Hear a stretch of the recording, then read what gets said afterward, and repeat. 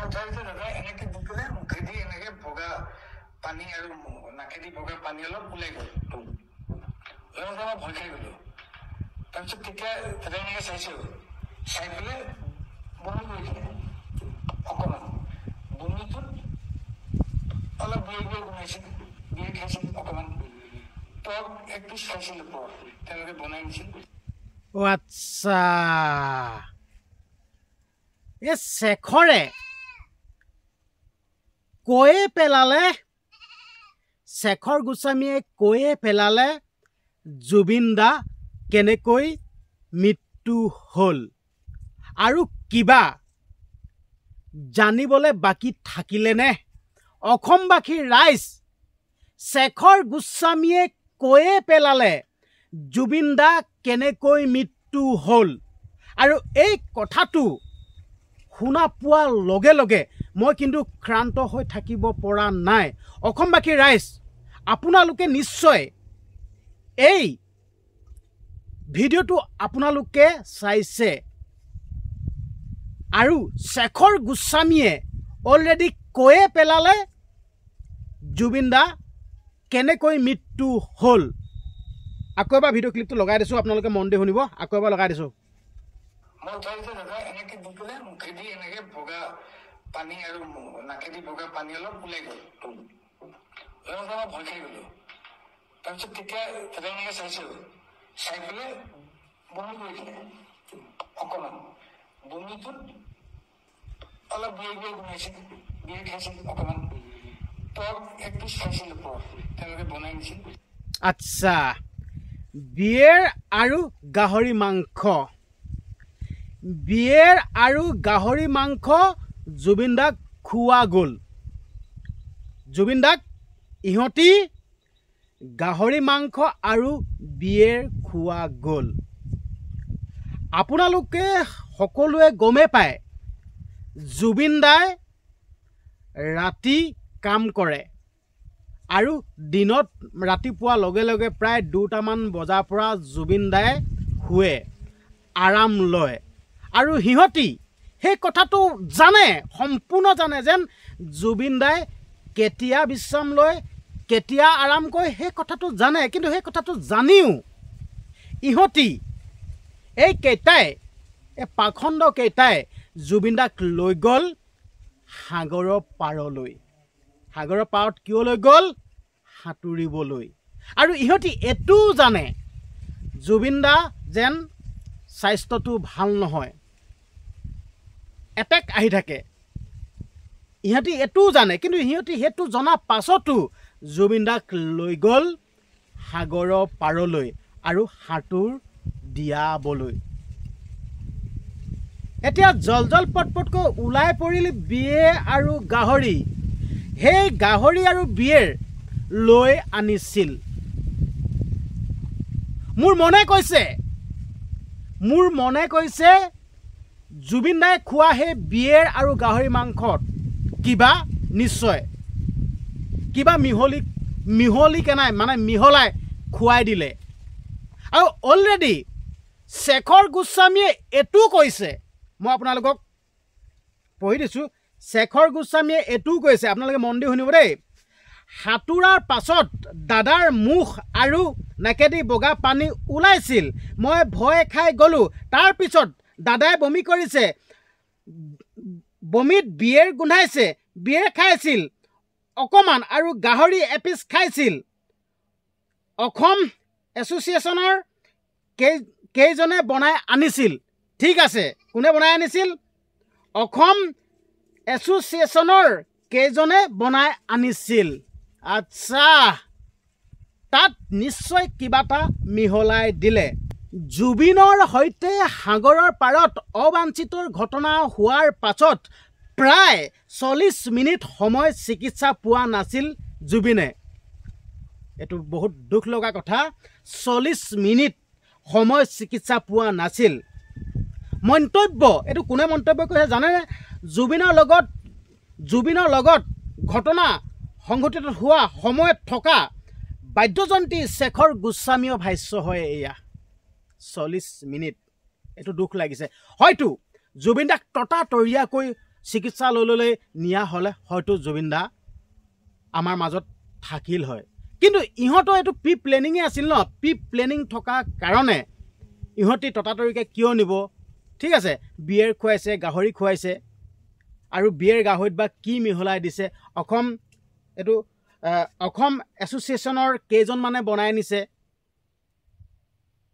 সঁচাকৈ আৰু মই এটা কথাই ক'ব বিচাৰিছোঁ এইসমূহ কথা এতিয়া জল পটপটকৈ ওলাই পৰিছে মুঠতে তদন্তত সকলো পোহৰলৈ ওলাই আহিব আৰু মই আপোনালোকক এটা কথা কৈ দিছোঁ দেই চোৰে চুৰ কৰিলে কিবা নহয় কিবা এটা প্ৰমাণ থৈ যায় এইবিলাক হ'ল প্ৰমাণ আৰু মই এটা কথা ক'ব বিচাৰিছোঁ এই শেখৰ বোলাটোক ঠিকছে যদি জেৰা কৰা যায় নহয় সকলো বমি কৰি দিব এইটোৱে ক'লোঁ সকলো বমি কৰি দিব আপোনালোকে সম্পূৰ্ণ ভিডিঅ'টো চাবচোন সম্পূৰ্ণ ভিডিঅ'টো চালে গম পাব যিহেতুকে চক্ৰবাণী পৰাশ দাদাৰ যি বাৰ্তালাপত তাত মানে এই কথাখিনি সম্পূৰ্ণ কথাখিনি কৈছে অলৰেডি কৈয়ে পেলালে শেখৰ গোস্বামী ইয়াৰ নাম শেখৰ গোস্বামী অলৰেডি শেখৰ গোস্বামীয়ে কৈয়ে পেলালে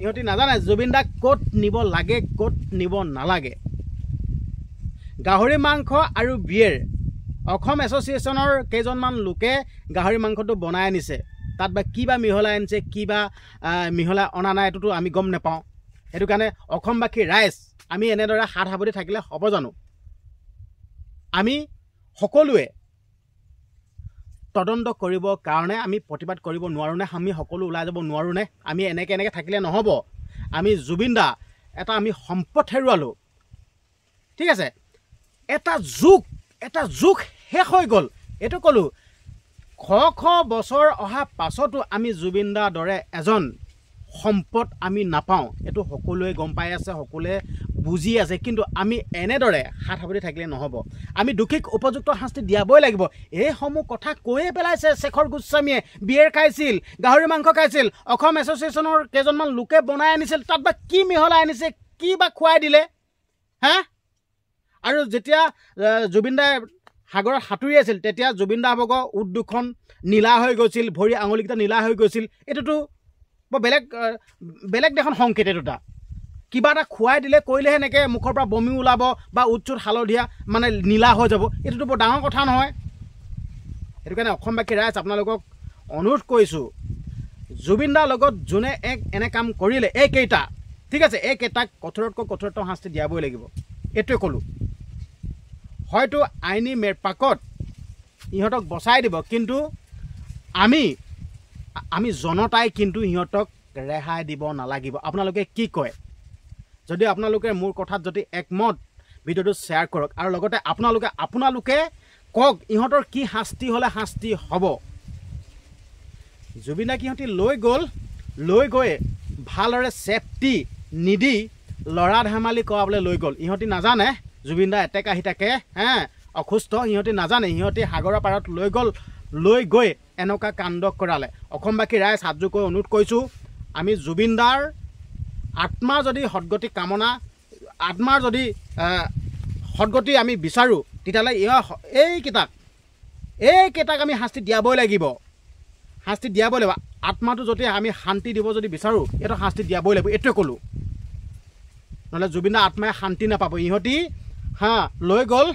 লৈ গৈ জুবিন দাক এনেকুৱা কাণ্ড কৰিলে আমি জুবিন দাৰ আত্মাটো শান্তি দিয়াবৰ কাৰণে আমি এই পদক্ষেপ ল'বই লাগিব অসমবাসী ৰাইজ আমি সকলো একগোট হওঁ ওলাই যাওঁ সকলো আপডেটবিলাক দিওঁ আৰু যোনসকল আমাৰ জাতীয় দল সংগঠন লোক আছে আপোনালোকে এইবিলাক আগভাগটো লৈ দিয়ক আমি আছোঁ আমি লগত যাম না আমি কৈছোঁ না আমি অসমবাসী ৰাইজ ওলাই যাম এতিয়াও কিমান লাখ মানুহ জুবিন দাৰ ওচৰত খাৰা হৈছেগৈ হয়তো আপোনালোকে সকলোৱে দেখি আছে কিন্তু জুবিন দাৰ এই কাণ্ডটোৰ লগত যোন কেইজন জড়িত হৈ আছে এই কেইজন কিন্তু আমি এৰি নিদিওঁ আপোনালোকে এৰি দিব নেকি কওক যদি আপোনালোকে এৰি দিয়ে কিন্তু মই ক'বলগীয়া নাই কিন্তু মই এৰি নিদিওঁ আকৌ দেই মই এইটোৱে কথা ক'লোঁ মই এৰি নিদিওঁ কাৰণ কেলৈ জুবিন দাক মই কিমান ভাল পাওঁ সেইটো মই জানো ভাষাৰে বুজাই ক'ব নোৱাৰোঁ কিন্তু মই এৰি দিয়াত নাই লাগিলে মোক মাৰে কাটে যি কৰে কৰক কিন্তু মই এৰি নিদিওঁ এইটোৱে ক'লোঁ জুবিন দাৰ আত্মাটো